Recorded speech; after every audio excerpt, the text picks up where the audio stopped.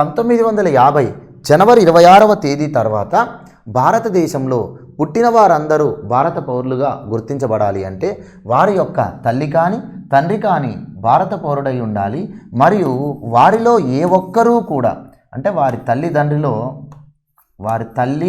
లేదా తండ్రిలో ఏ ఒక్కరూ కూడా అక్రమ వలసదారులై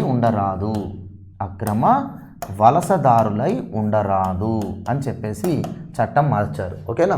సో 2003 కంటే ముందు ఏముండే, భారతదేశంలో జన్మించిన వారెవరైనా భారత పౌరులు కావాలి అంటే వారి తల్లి కానీ వారి తండ్రి కానీ ఎవరో ఒకరు కానీ భారత పౌరులై ఉంటే భారత పౌరసత్వం వర్తిస్తుంది అన్నారు. మళ్ళీ 2003లో చేసిన సవరణ ఏమని చెప్తుంది, భారతదేశంలో జన్మించిన వారు భారత పౌరులు కావాలి అంటే వారి తల్లి కానీ తండ్రి కానీ ఎవరో ఒక్కరు భారతీయులైతే సరిపోతుంది, కానీ వారిలో ఏ ఒక్కరు కూడా అక్రమ వలసదారులు కాయకుండకూడదు. అంటే ఒక వ్యక్తి జన్మించాడు భారతదేశంలో, ఆ జన్మించిన వ్యక్తి యొక్క తల్లి కానీ తండ్రి కానీ ఎవరైనా అక్రమ వలసదారులు అయితే ఆ జన్మించిన వ్యక్తికి భారత పౌరసత్వము వర్తించదు అని చెప్పడమే ఈ చట్టం యొక్క ముఖ్య ఉద్దేశం. అయితే ఈ చట్టం తర్వాత, ఈ సవరణ తర్వాత కూడా ఇంకా సమస్యలు వచ్చాయి. ఏమిటి అంటే సరోగసి అనేటువంటిది కూడా ఒక విధానం. మరి ఈ విధానం ద్వారా భారత పౌరసత్వానికి సమస్యలు వచ్చాయి. ఈ చట్టం ఏమని చెప్తుంది, 1950 జనవరి 26వ తేదీ తర్వాత భారతదేశంలో ఒక వ్యక్తి జన్మించినప్పుడు వారి తల్లి కానీ వారి తండ్రి కానీ ఎవరో ఒకరు భారత పౌరులై ఉన్నా లేదా ఇద్దరూ భారత పౌరులై ఉన్నా భారత పౌరసత్వం వస్తుంది. జన్మించిన వ్యక్తికి భారత పౌరసత్వం ఉంటుంది. కానీ ఇంకే విషయం చెప్పారు, ఆ తల్లిదండ్రులు ఎవరో ఒక్కరు కూడా ఏ ఒక్కరు కూడా అక్రమ వలసదారులై ఉండకూడదు అన్నారు. మరి సరోగసి అంటే ఏమిటి, ఒక విదేశీ స్త్రీ తన గర్భమును భారత స్త్రీకి అద్దెకిస్తుంది. దీన్ని మనం అద్దె గర్భము అంటాం. ఒక విదేశీ స్త్రీ తన గర్భమును భారత స్త్రీకి అద్దెకిస్తుంది. ఇలా అద్దె గర్భం కలిగినటువంటి భారత స్త్రీ భారతదేశంలో ఒక బిడ్డకు జన్మనిచ్చింది. 1955లో చేసిన భారత పౌరసత్వ చట్టంలోని జన్మతః అనేటువంటి పద్ధతి ద్వారా ఆ సరోగసి ద్వారా జన్మించినటువంటి బిడ్డ కూడా భారత పౌరసత్వం పొందేటువంటి ప్రమాదం ఉందా లేదా? ఉంది. ఏంటి, 1950 జనవరి 26వ తేదీ తర్వాత ఒక వ్యక్తి జన్మిస్తే ఆ జన్మించిన వ్యక్తి యొక్క తల్లి కానీ తండ్రి కానీ భారత పౌరులు అయి ఉండాలి ఎవరైనా ఒకరు, మరి ఏ ఒక్కరూ అక్రమ వలసదారులు కాకూడదు అన్నారు. ఇప్పుడు స్టీఫెన్ అనేటువంటి వ్యక్తి జన్మించాడు. వీరు అద్దె గర్భం ద్వారా జన్మించినటువంటి వ్యక్తి. ఎవరి ద్వారా? ఒక భారత స్త్రీమూర్తికి అద్దె గర్భం ద్వారా జన్మించిన వ్యక్తి. ఈ భారత స్త్రీమూర్తి భారతీయురాలే. ఈ భారత స్త్రీమూర్తి యొక్క భర్త భారతీయుడే. సో వీరిద్దరూ కూడా ఈ వ్యక్తికి తల్లిదండ్రులు అవుతారు. వాస్తవానికి వీళ్ళు సొంత తల్లిదండ్రులు కాకపోవచ్చు, కానీ అద్దె గర్భం ద్వారా ఈ తల్లికి జన్మించాడు కాబట్టి ఈ తల్లి యొక్క భర్త ఖచ్చితంగా తండ్రి అవుతాడు. కాబట్టి ఈ వ్యక్తికి కూడా, అద్దె గర్భం ద్వారా జన్మించిన ఈ వ్యక్తికి కూడా భారత పౌరసత్వం ఉంటుందా ఉండదా అని చెప్పేసి మనకు సమస్య వచ్చింది. అలా సమస్య వచ్చినప్పుడు ఈ ఇష్యూ సుప్రీంకోర్టు వద్దకు వెళ్ళింది. మరి సుప్రీంకోర్టు ఏం చేస్తుంది? సుప్రీంకోర్టు తీర్పు వెంటనే ఇస్తుందా? ఇవ్వదు. ఎందుకు? పౌరసత్వంపై సార్వభౌమాధికారం, పౌరసత్వంపై పూర్తి నిర్ణయాధికారం ఎవరిది? కేంద్ర ప్రభుత్వానికి. అందుకే కేంద్ర ప్రభుత్వానికి ఆ విషయాన్ని సమర్పించి దానిపై సమగ్రమైన వివరణ ఇవ్వాలి. ఇలా సరోగసి ద్వారా, అద్దె గర్భం ద్వారా భారతదేశంలో జన్మించిన వారికి భారత పౌరసత్వం ఉంటుందా ఉండదా అని చెప్పి కేంద్ర ప్రభుత్వాన్ని వివరణ కోరింది. సో కేంద్ర ప్రభుత్వం వివరణ ఇచ్చింది. సరోగసి అనేది చట్టబద్ధమే, కానీ దానికి కొన్ని పరిమితులు ఉన్నాయి అని చెప్తూ సరోగసి ద్వారా జన్మించినటువంటి వ్యక్తులకు కూడా భారత పౌరసత్వం పొందొచ్చు. ఎప్పుడు అంటే వారికి విదేశీ పౌరసత్వమును వదులుకున్నప్పుడు అని చెప్పారు. అంటే ఇప్పుడు ఈ స్టీఫెన్ అనే వ్యక్తి సరోగసి ద్వారా జన్మించిన వ్యక్తి. ఇతను ఆటోమేటిక్గా ఇతనికి విదేశీ పౌరసత్వం ఉంటుంది. ఎందుకంటే ఒక అమెరికా మాతృమూర్తి అనుకుందాం, ఒక అమెరికా స్త్రీమూర్తి తన గర్భమును ఈ భారత స్త్రీమూర్తికి అద్దెకిచ్చింది. అద్దెకి ఇవ్వడం వల్ల స్టీఫెన్ అనే వ్యక్తి జన్మించాడు. వీడు ఖచ్చితంగా అమెరికా జాతికి చెందినటువంటి వ్యక్తి అవుతాడు. సో అమెరికా వ్యక్తియే కాబట్టి వీరికి అమెరికా పౌరసత్వం ఉండే అవకాశం ఉంటుంది. ఒకవేళ ఈ జన్మించిన వ్యక్తి అమెరికా పౌరసత్వాన్ని వదులుకుంటే అప్పుడు వీరికి భారత పౌరసత్వము ఉంటుంది అని చెప్తూ ఇంకా కొంత చట్టాన్ని సవరించి ఏం చేశారంటే సరోగసి అనేది మన భారతీయ సనాతన ధర్మాలను, సాంప్రదాయాలను, మన సనాతన నీతి నియమాలను అది హేళన చేసే విధంగా ఉంది. ఎందుకంటే ఒక స్త్రీమూర్తి తల్లి అయినప్పుడే పరిపూర్ణతను సంతరించుకుంటుంది. కాబట్టి స్త్రీకి దేవతలతో పాటు సమానమైన హోదా ఇచ్చాం, తల్లికి దేవతల కంటే ఎక్కువ హోదా ఇచ్చాం. అర్థమవుతుందా? మాతృదేవో భవ అని చెప్పేసి ఫస్ట్ అన్నాం మనం. సో మాతృదేవో భవ అని చెప్పి తల్లికి అంత స్థానం ఎందుకు ఇచ్చాము అంటే, ఒక స్త్రీమూర్తి తల్లిగా ఉన్నతమైన స్థానాన్ని మన భారతీయ ధర్మాలలో, మన భారతీయ హైందవ గ్రంథాలలో కలిగి ఉంది. సనాతన భారతీయ గ్రంథాలలో స్త్రీమూర్తి తల్లిగా ఉన్నటువంటి స్థానం ఉన్నతమైనటువంటి స్థానం. కాబట్టి ఆ ఉన్నతమైన స్థానానికి కొంత నష్టం కలిగించే విధంగా ఈ సరోగసి అనేది ఉంది. కాబట్టి ఈ సరోగసికి పైన కొన్ని నియమాలు పెట్టారు. ఏంటా నియమాలు అంటే, ఎప్పుడైనా కూడా సరోగసి అంటే ఇక్కడ విషయం ఏంటంటే, భారత ప్రభుత్వము ఒక విదేశీ స్త్రీమూర్తి భారతీయ స్త్రీమూర్తి ద్వారా ఒక బిడ్డకు జన్మనివ్వడాన్ని భారత ప్రభుత్వం తప్పుపట్టట్లేదు. ఎందుకంటే అది విదేశీ సంస్కృతి అది. సో వాళ్ళు బిడ్డకు జన్మనివ్వడం వల్ల వారి ఆరోగ్యమో లేదా వారి అందమో పోతుందని విదేశీ స్త్రీమూర్తులు ఆలోచిస్తున్నారు. కానీ ఈ సరోగసి అనేటువంటి సిస్టమ్ విదేశాల ద్వారా, విదేశీ సంస్కృతి ద్వారా మన భారతదేశంలోకి ఎంటర్ అయ్యి, మన భారతదేశంలో కూడా మన భారతీయ స్త్రీమూర్తులు కూడా సరోగసి ద్వారా బిడ్డకు జన్మనివ్వాలి అని దౌర్భాగ్యమైనటువంటి ఒక కల్చరు ఏర్పడింది. అందుకే భారత ప్రభుత్వం ఇలాంటి కల్చర్ను అడ్డుకోవాలి అని చెప్తూ కొంత నియమాలు పెట్టారు. మరి సరోగసి ద్వారా బిడ్డకు జన్మనివ్వడం కుదరదు అని చెప్పి భారత ప్రభుత్వం చట్టం చేసింది అనుకోండి, మళ్ళీ వాళ్ళు సుప్రీంకోర్టులో సవాల్ చేస్తారు. ఏంటిదంటే, రాజ్యాంగం స్వేచ్ఛా స్వాతంత్ర్యాలు కల్పించింది కదా. కాబట్టి సైంటిఫిక్గా డెవలప్మెంట్ అనేటువంటి జరుగుతూ ఉన్నప్పుడు దానికి అన్ని రకాలుగా వాటిని పొందే అవకాశం పౌరులకు ఉంటుంది. కాబట్టి రాజ్యాంగం కల్పించిన స్వేచ్ఛా స్వాతంత్ర్యాలను దృష్టిలో పెట్టుకొని భారత ప్రభుత్వము సరోగసి అనేటువంటిది రద్దు చేయలేదు. సరోగసి పద్ధతి ద్వారా ఒక భారతీయ స్త్రీ బిడ్డకు జన్మనివ్వడాన్ని అనే హక్కును రద్దు చేయలేదు. అందుకే భారత ప్రభుత్వం ఏం చేసిందంటే, సరోగసి పద్ధతి ద్వారా ఒక బిడ్డకు జన్మనివ్వచ్చు భారత స్త్రీమూర్తి. ఒక బిడ్డకు జన్మనివ్వచ్చు సరోగసి పద్ధతి ద్వారా. కానీ దానికి కొన్ని నియమాలు ఉంటాయి. ఆ నియమాలు మన సనాతన ధర్మాన్ని, తల్లికి ఉన్నటువంటి ఉన్నత స్థానాన్ని, గౌరవాన్ని కాపాడే విధంగా ఉండాలి అని చెప్పేసి అన్నారు. ఏంటిదయ్యా అంటే, అది రీసెంట్గా అమల్లోనికి వచ్చింది. అది ఏమిటయ్యా అంటే, ఇప్పుడు ఎవరైనా స్త్రీ మొదటి కాన్పు మాత్రం సరోగసి ద్వారా ఇవ్వకూడదు అంటున్నారు. ఉదాహరణకి ఇప్పుడు ఒక రాణి అనేటువంటి స్త్రీమూర్తి ఉంది. ఈ రాణి అనేటువంటి స్త్రీమూర్తి సరోగసి ద్వారా బిడ్డకు జన్మనివ్వాలనుకుంటుంది. అంటే తన గర్భమును వేరే స్త్రీకి అద్దెకిచ్చి బిడ్డకు జన్మనివ్వాలి అని అనుకుంటుంది. కానీ మొదటి కాన్పుకు మాత్రం అవకాశం లేదు. మొదటి సంతానం మాత్రం సరోగసి ద్వారా కనడానికి వీల్లేదు. ఖచ్చితంగా భారత స్త్రీమూర్తి సరోగసి ద్వారా బిడ్డకు జన్మనివ్వాలి అంటే అది రెండో సంతానమై ఉండాలి, మొదటి సంతానం కాకూడదు అని చెప్పేసి ఇక్కడ చెప్తున్నారు. ఎందుకో తెలుసా? తల్లికి బిడ్డకు ఉన్నటువంటి సంబంధం, తల్లికి బిడ్డకు ఉన్నటువంటి రిలేషన్ చాలా గొప్పది. అర్థమవుతుందా? బిడ్డకు ఏదైనా బాధ అనిపించినప్పుడు తల్లికి కంట్లో నీళ్ళు వస్తాయి. తల్లి బాధపడ్డప్పుడు బిడ్డకు ఆ రకమైనటువంటి ఎమోషనల్స్ ఉంటాయి. ఇదంతా కూడా మన భారతీయ దేశంలో ఉన్నటువంటి ధర్మాలు. కాబట్టి ఒక స్త్రీమూర్తి తన గర్భమును అద్దెకిచ్చి బిడ్డకు జన్మనివ్వాలి అనుకుంటే అది మొదటి సంతానమై ఉండకూడదు. ఖచ్చితంగా మొదటి సంతానము తన గర్భము ద్వారానే ఆ బిడ్డకు జన్మనివ్వాలి. కానీ తన గర్భమును వేరే వారికి అద్దెకిచ్చి మొదటి సంతానం కనడానికి వీల్లేదు. రెండవ సంతానం వారి ఇష్టము అన్నారు. ఇక రెండవ సంతానము ఆ స్త్రీమూర్తి తన గర్భమును వేరే వారికి అద్దెకిచ్చి కనవచ్చును. ఇది భారతీయ స్త్రీమూర్తులకు పెట్టినటువంటి కండిషన్. భారత ప్రభుత్వం పౌరసత్వ చట్టంలో ఈ నిబంధన తీసుకురావడం జరిగింది. అర్థమవుతుందా? ఇప్పుడు మీకు జన్మతః పౌరసత్వం వద్దనే మనం ఇన్ని అంశాలు తెలుసుకున్నాం. మరి ఏందనుకున్నారు? పౌరసత్వ చట్టం అంటే చాలా ఇష్యూస్ వస్తాయి. అర్థమవుతున్నాయా? అంత ఆశ్చర్యం కలిగేటువంటి ఇష్యూస్ వస్తూ ఉంటాయి. సో అది సందర్భానుసారం మారుతున్న కాలానికి అనుగుణంగా పౌరసత్వం పైన అనేక రకమైనటువంటి సందేహాలు వస్తున్న కొద్దీ చట్టాలను మారుస్తూ ఉంటారు, సవరణ చేస్తూ ఉంటారు. సో జన్మతః పౌరసత్వం అనేది అర్థమైంది కదా అండి. పార్లమెంట్ భారత పౌరసత్వ చట్టం 1955లో చేసింది. దాని ప్రకారం పౌరసత్వం పొందే పద్ధతులు 5. వాటిలో మొదటిది జన్మతః. జన్మతఃనే జస్సోలి లేదా బై బర్త్ అంటారు. ఈ జన్మతః పౌరసత్వం అనేది ఎలా వస్తుంది? 1950 జనవరి 26వ తేదీ తర్వాత భారతదేశంలో పుట్టిన వారందరూ భారత పౌరసత్వం కలిగి ఉంటారు.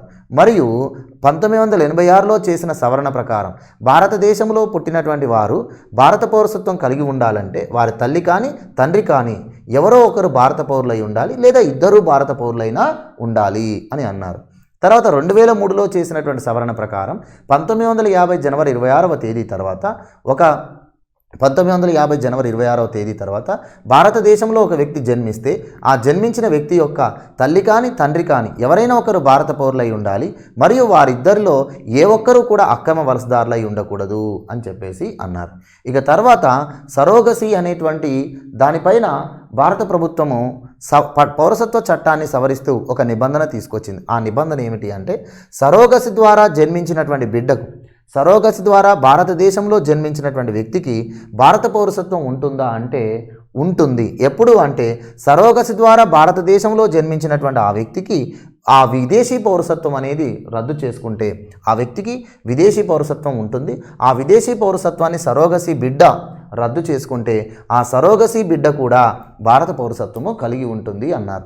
ఇక పనిలో పనిగా ఇంకో విషయాన్ని కూడా ఇందులో చేర్చారు. ఏమిటయ్యా అంటే, భారతదేశంలో భారత స్త్రీమూర్తులు సరోగసి ద్వారా బిడ్డకు జన్మనివ్వాలి అనేటువంటి ఒక కల్చర్ కొనసాగుతుంది. అయితే ఈ కల్చర్ మన సనాతన ధర్మాలను విరుద్ధంగా ఉంటున్నాయి. అందుకే మన సనాతన ధర్మాలను దృష్టిలో పెట్టుకొని భారత స్త్రీమూర్తి తన గర్భమును అద్దెకిచ్చి ఒక బిడ్డకు జన్మనివ్వాలి అంటే అది మొదటి సంతానమై ఉండకూడదు, రెండవ సంతానానికి మాత్రమే ఆ అవకాశం ఉంటుంది. ఒకవేళ ఎవరైనా భారత స్త్రీమూర్తి తన మొదటి సంతానాన్ని సరోగసి పద్ధతి ద్వారా చేసుకున్నట్లయితే, సరోగసి పద్ధతి ద్వారా ఆ మొదటి సంతానం కలిగి ఉన్నట్లయితే అది నేరము, అది శిక్షార్హమైన నేరము అని చెప్పేసి చట్టాన్ని పేర్కొన్నారు. ఇప్పుడు చాలామంది మన స్త్రీమూర్తులలో కూడా కొంతమంది సెలబ్రిటీస్ కూడా సరోగసి ద్వారా బేబీని కన్నారు.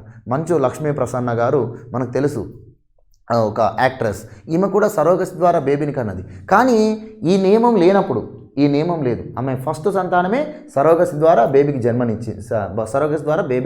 జన్మించింది. కాబట్టి ఇప్పుడు ఈ నిబంధన లేనప్పుడు జరిగింది. ఇప్పుడు ఈ నిబంధన ఉన్నప్పుడు ఎవరూ కూడా ఒక భారతీయ స్త్రీమూర్తి అయి ఉండి ఫస్ట్ సంతానం సరోగసి ద్వారా కనడానికి వీల్లేదు. అది రెండవ సంతానానికి మాత్రమే ఆ అవకాశం అనేది ఇచ్చారు.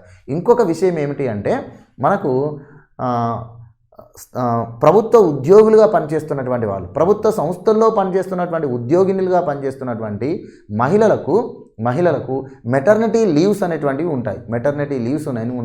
ఇప్పుడు సరోగసి ద్వారా ఒక బిడ్డకు జన్మనిస్తున్నటువంటి భారత స్త్రీమూర్తికి మెటర్నిటీ లీవ్స్ ఉంటాయా ఉండవా అంటే మెటర్నిటీ లీవ్స్ ఉంటాయి అని చెప్పేసి పేర్కొన్నారు. అర్థమవుతుందా?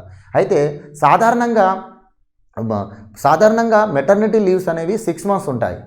కానీ సరోగసి ద్వారా బిడ్డకు జన్మనిస్తే వాళ్ళకి మెటర్నిటీ లీవ్స్ అనేవి 3 months మాత్రమే అని చెప్పారు. మొత్తానికైతే సరోగసి ద్వారా ఒక బిడ్డకు జన్మనిచ్చినా కూడా ఆ స్త్రీమూర్తికి కూడా మెటర్నిటీ లీవ్స్ అనేటువంటివి ఉంటాయి, ఆమె ఒకవేళ ఉద్యోగినిగా పనిచేస్తూ ఉన్నట్లయితే. సో ఇవన్నీ కూడా ఒకదానికొకటి చట్టాలు లింక్ అయి ఉన్నాయి. అందుకని ఈ చట్టాలను మార్చడం జరిగింది. ఇక రెండవ పద్ధతి, భారత పౌరసత్వం పొందడంలో జన్మతః అనే మొదటి పద్ధతి అయిపోయింది. రెండవ పద్ధతి ఏమిటి? వారసత్వము. సో వారసత్వము ద్వారా పౌరసత్వం పొందేటువంటి అవకాశం కూడా మనకు భారత పౌరసత్వ చట్టం కల్పిస్తుంది. దీన్నే జస్ సంగ్యూనీస్ అంటారు.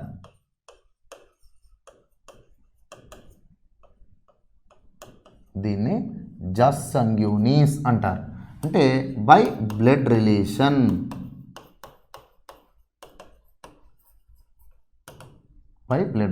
ఇది ఏంటో చూద్దాం. ఓకే, 1950 జనవరి 26వ తేదీ తర్వాత 1950 జనవరి 26వ తేదీ తర్వాత ఒక వ్యక్తి విదేశాలలో జన్మిస్తే, విదేశీ గడ్డపై లేదా విదేశాలలో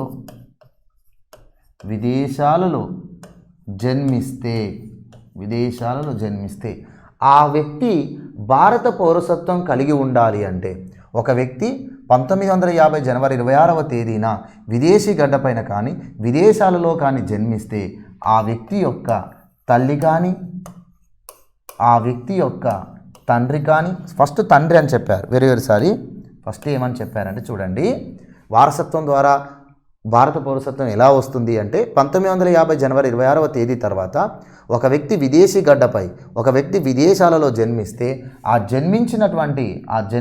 విదేశాలలో జన్మించినటువంటి ఆ వ్యక్తి యొక్క తండ్రి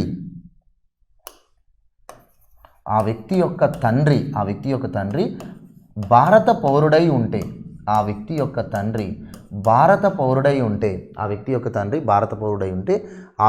భారత పౌరసత్వం ఉంటుంది, ఆ వ్యక్తి కూడా భారత పౌరులుగా గుర్తించబడతారు అని చెప్పేసి అన్నారు. అయితే ఇక్కడ తండ్రి కూడా ఎవరై ఉండాలి? జన్మతః భారత పౌరుడై ఉండాలి, మళ్ళీ మామూలు కాదు. ఆ తండ్రి జన్మతః భారత పౌరుడై ఉండాలి అని చెప్పేసి అన్నారు. 1950 జనవరి 26వ తేదీ తర్వాత ఒక వ్యక్తి విదేశీ గడ్డపై లేదా విదేశాలలో జన్మిస్తే ఆ వ్యక్తి యొక్క తండ్రి జన్మతః భారత పౌరుడై ఉంటే ఆ జన్మించినటువంటి వ్యక్తి కూడా భారత పౌరుడై ఉంటారు, భారత పౌరసత్వం కలిగి ఉంటారు అన్నారు. ఇక తర్వాత మళ్ళీ చట్టాన్ని సవరించారు 1992లో. ఏమిటి అంటే విదేశాలలో ఒక బిడ్డ జన్మిస్తే ఆ జన్మించినటువంటి బిడ్డ యొక్క తండ్రి మాత్రమే భారత పౌరుడైతే ఆ వ్యక్తికి భారత పౌరసత్వం వస్తుంది, కానీ తల్లి ద్వారా రావట్లేదు. అంటే ఒక విదేశాలలో ఒక భారత స్త్రీకి జన్మించినటువంటి బిడ్డకు భారత పౌరసత్వం ఉండే అవకాశం లేకపోవడం, ఇది 14వ ఆర్టికల్ చట్ట సమానత్వానికి విరుద్ధం. మన భారత రాజ్యాంగం అందరికీ సమానమైనటువంటి అవకాశాలను కల్పించాలి కదా, కులము, మతము, జాతి, లింగ వివక్షతలు అనేవి చూపకూడదు. కాబట్టి ఈ చట్టము ద్వారా ఇక్కడ లింగ వివక్షతను చూపుతున్నట్టే. ఒక భారత పౌరుడికి మాత్రమే విదేశాలలో ఒక బిడ్డ జన్మిస్తే వారికి మాత్రమే భారత పౌరసత్వం ఉండడం, ఒక భారత స్త్రీకి విదేశాలలో బిడ్డ జన్మిస్తే వారికి భారత పౌరసత్వం లేకపోవడం, ఇది చట్ట సమానత్వానికి విరుద్ధం, ఇది 14వ ఆర్టికల్కు విరుద్ధం, ఇది మన రాజ్యాంగ మౌలిక సూత్రమైన సమన్యాయమునకు విరుద్ధము అని చెప్పి కొంతమంది కోర్టును ఆశ్రయించారు. దానితో కోర్టు యొక్క జోక్యంతో ఈ చట్టాన్ని మళ్ళీ అమెండ్మెంట్ చేశారు. అమెండ్మెంట్ చేసి విదేశీ గడ్డ లేదా విదేశాలలో జన్మించిన ఒక వ్యక్తి భారత పౌరుడు కావాలి అంటే ఆ వ్యక్తి యొక్క తల్లి కానీ తండ్రి కానీ భారత పౌరులై ఉండాలి. వారిలో ఎవరైనా ఒకరు జన్మతః భారత పౌరులై ఉండాలి. అప్పుడు వారికి కూడా భారత పౌరసత్వం వస్తుంది అని చెప్పేసి, వారు కూడా భారత పౌరసత్వం కలిగి ఉంటారు అని చెప్పేసి ఇక్కడ పేర్కొనడం జరిగింది. ఓకేనా. అయితే ఇక్కడ మరొక విషయం అనేటువంటిది ప్రస్తావించారు. ఏమిటి అంటే ఒక వ్యక్తి విదేశాలలో జన్మించినప్పుడు ఆ జన్మించినటువంటి వ్యక్తి యొక్క తల్లి కానీ తండ్రి కానీ భారత పౌరులై ఉంటే ఆ వ్యక్తి కూడా భారత పౌరసత్వం కలిగి ఉంటారు. కానీ ఆ వ్యక్తి జన్మించిన ఒక సంవత్సరం లోపు భారత రాయబారి కార్యాలయమునందు, అంటే విదేశాలలో మన భారత రాయబారి కార్యాలయాలు ఉంటాయి కదా, వాటినే భారత కాన్సులేట్ ఆఫీసులు అంటారు. అలా ఒక విదేశాలలో ఒక వ్యక్తి జన్మించినప్పుడు ఆ వ్యక్తి యొక్క తల్లి కానీ తండ్రి కానీ భారత పౌరులై ఉంటే ఆ వ్యక్తి కూడా భారత పౌరసత్వం పొందే అవకాశం ఉంటుంది. అయితే జన్మించినటువంటి ఆ బిడ్డ జన్మించిన తర్వాత 1 ఇయర్ లోపు భారత కాన్సులేట్లో ఆ వ్యక్తి యొక్క పేరును నమోదు చేయాలి, జన్మించినటువంటి బిడ్డ యొక్క పేరును నమోదు చేయాలి. అప్పుడు మాత్రమే వారికి భారత పౌరసత్వం ఉంటుంది అన్నారు. తర్వాత ఏమని చెప్తున్నారంటే ఒకవేళ ఒక వ్యక్తి భారత సంతతికి విదేశాలలో జన్మిస్తే 1 ఇయర్ లోపు కాకుండా 1 ఇయర్ తర్వాత కూడా భారత కాన్సులేట్ ఆఫీస్లో దరఖాస్తు చేసుకోవచ్చు భారత పౌరసత్వం కోసం. అయితే 1 ఇయర్ తర్వాత భారత కాన్సులేట్లో వారు దరఖాస్తు చేసుకుంటే అప్పుడు భారత ప్రభుత్వం యొక్క సమ్మతి మేరకు వారికి కూడా భారత పౌరసత్వం అనేది వర్తిస్తుంది అని చెప్పేసి అన్నారు. సో ఇది వారసత్వం ద్వారా పౌరసత్వం. ఇప్పుడు వారసత్వం ద్వారా పౌరసత్వం పొందిన వాళ్ళకి ఎగ్జాంపుల్ ఏం చెప్పొచ్చు? శశి థరూర్ కేంద్ర మంత్రిగా పనిచేశాడు. కాంగ్రెస్ గవర్నమెంట్ హయాంలో మన్మోహన్ సింగ్ ప్రభుత్వంలో కేంద్ర మంత్రిగా పనిచేశాడు శశి థరూర్. వాస్తవానికి ఇతనికి భారత పౌరసత్వం ఎలా వచ్చిందనుకున్నారు? వారసత్వం ద్వారా వచ్చింది. ఎందుకంటే వీరు భారతదేశంలో జన్మించిన వారు కాదు, వీరు ఇంగ్లాండ్లో జన్మించిన వ్యక్తి, కానీ వీరు భారత పౌరసత్వం పొందారు. ఎలా అంటే వారసత్వం ద్వారా. ఇక ప్రస్తుతము ప్రధానమంత్రి పదవి వచ్చేంత వరకు పెళ్ళే లేదు అని చెప్పేసి మొండికేసి కూర్చున్నటువంటి మన భారత కాబోయే ప్రధానమంత్రిగా చెప్పుకోబడుతున్న రాహుల్ గాంధీ వారు జన్మతః భారత పౌరసత్వం కలిగి లేరండి. వారు వారసత్వం ద్వారానే భారత పౌరసత్వాన్ని పొందారు. ఎందుకంటే రాహుల్ గాంధీ భారతదేశంలో జన్మించిన వ్యక్తి కాదండోయ్, ఆయనే అమెరికాలో జన్మించారు. సో రాజీవ్ గాంధీ అమెరికాలో స్థిరపడినప్పుడు ఇటలీ దేశానికి చెందిన వనితైన సోనియా గాంధీని పెళ్లి చేసుకొని అమెరికాలోనే వారు నివాసం ఉన్నారు. అప్పుడు ఈ రాహుల్ గాంధీ గారు జన్మించారు. కాబట్టి వీరు విదేశాలలో జన్మించినటువంటి బిడ్డ, వీరికి వారసత్వం ద్వారా భారత పౌరసత్వం అనేది వచ్చింది. తర్వాత ఇంకా చెప్పుకుంటే విశ్వనాథన్ ఆనంద్ అండి. విశ్వనాథన్ ఆనంద్ ఎవరు? ప్రపంచ చెస్ ప్లేయర్. సో వీరు భారతదేశంలో జన్మించిన వారు కాదండి, వీరు ఫిలిప్పీన్స్లో జన్మించారు. ఫిలిప్పీన్స్లో భారతదేశం నుండి ఫిలిప్పీన్స్లో వీళ్ళ పూర్వీకులు స్థిరపడ్డారు, వీళ్ళ పేరెంట్స్ స్థిరపడ్డారు. వారికి అక్కడ జన్మించినటువంటి వ్యక్తియే విశ్వనాథన్ ఆనంద్. కానీ వీరు ప్రస్తుతం భారత పౌరులుగానే చెస్ క్రీడారంగంలో పేరుగాంచారు. అంటే వారికి ఎలా వచ్చింది భారత పౌరసత్వం? వారసత్వం ద్వారా వచ్చినది. సో ఇలా మనకు వారసత్వం ద్వారా పౌరసత్వం గురించి మన భారత పౌరసత్వ చట్టం 1955లో పేర్కొనబడి ఉంది. సో నెక్స్ట్ వన్,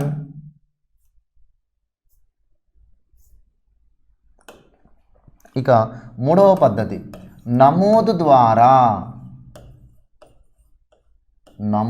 ద్వారా పౌరసత్వం పొందే పద్ధతి. సో బై రిజిస్ట్రేషన్ అని చెప్పేసి అంటారు.